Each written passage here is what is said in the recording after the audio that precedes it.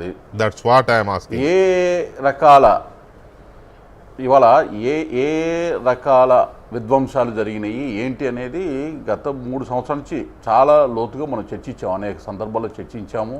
ప్రతి సందర్భంలో కూడా ఏదైతే ఈ వీళ్ళు తెస్తున్నటువంటి అప్పులు, కళ్ళు కప్పి తెస్తున్నటువంటి అప్పులు, ఏదైతే కన్సాలిడేటెడ్ ఫండ్ని తాకట్టు పెట్టి దానిలో ఉన్న రెవెన్యూని తాకట్టు పెట్టి తెస్తున్న నిబంధనలకు వ్యతిరేకంగా తెస్తున్నటువంటి అప్పులు, ఆర్టికల్ 293 క్లాజ్ 3 క్లాజ్ 4 వైలేషను, వీటన్నిటి మీద కూడా మనం మాట్లాడాం. అయితే ఇవాళ మీరు ఏంటంటే ఈ ఫిగర్స్కి సంబంధించి మనం మాట్లాడినటువంటి ఫిగర్స్కి అంతరం కొంచెం ఎక్కువగా ఉంది ఇప్పుడు వచ్చేటటువంటిది అనేటటువంటిది ఒకటి.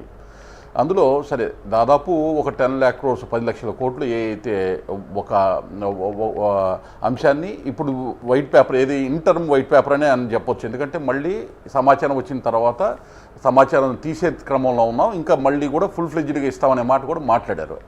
అయితే దాంతోపాటు 1 లక్ష కోట్ల రూపాయల వరకు చెల్లింపులు చేయాల్సినటువంటి చెల్లింపులకి సంబంధించిన వాటిల్లో వాటికి వీళ్ళు సరిగా లెక్కలు ఇచ్చి ఇవ్వక, లేకపోతే వాటికి సంబంధించినటువంటి అంశాలు 1 లక్ష కోట్ల వరకు ఉందంటే దాదాపు 11 లక్షల కోట్లు.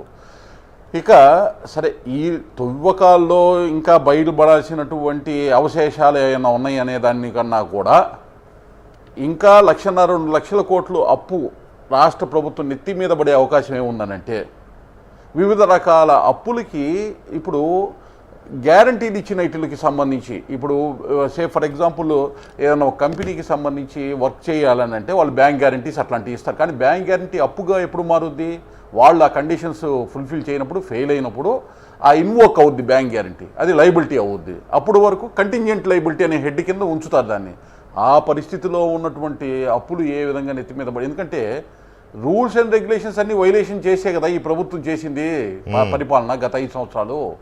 కాబట్టి దానికి సంబంధించిన లెక్క ఏంటో బయటికి ఎప్పుడు తీస్తారని నేను ఎదురు చూస్తున్నాను. ఎందుకంటే దానికేమి ఈ ఎంప్లాయీస్ ఎవరైతే ఉన్నారో వాళ్ళు సహకరించట్లేదు అనేటటువంటి దానికి ఏదైతే ఇప్పుడు వస్తూ ఉందో, ఒక స్పందన ఏదైతే వస్తూ ఉందో దానికి సంబంధం లేకుండానే ఇవన్నీ ఉండేటటువంటి అవకాశం కూడా ఉంది ఇది.